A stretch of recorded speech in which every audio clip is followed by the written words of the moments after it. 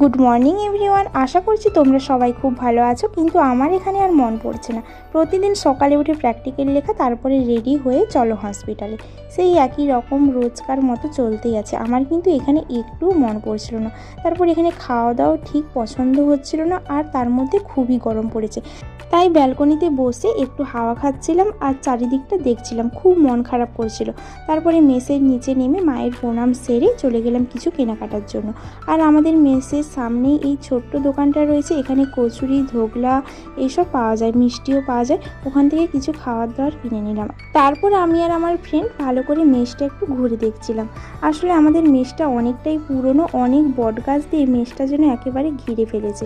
তারপরে রুমে চলে এলাম। এখন আমরা খাওয়া দাওয়া করে নেব। আর আমার তো প্র্যাকটিক্যাল লেখা কমপ্লিট। আর এদিকে দেখো মৌমিতা ফোন দেখতে দেখতে প্র্যাকটিক্যাল লিখছে। আশা করছি ভিডিওটা তোমাদের ভালো লাগবে। আরও নতুন ভিডিও দেখতে হলে প্লিজ তোমরা আমার পাশে থেকো। Tata, bye bye.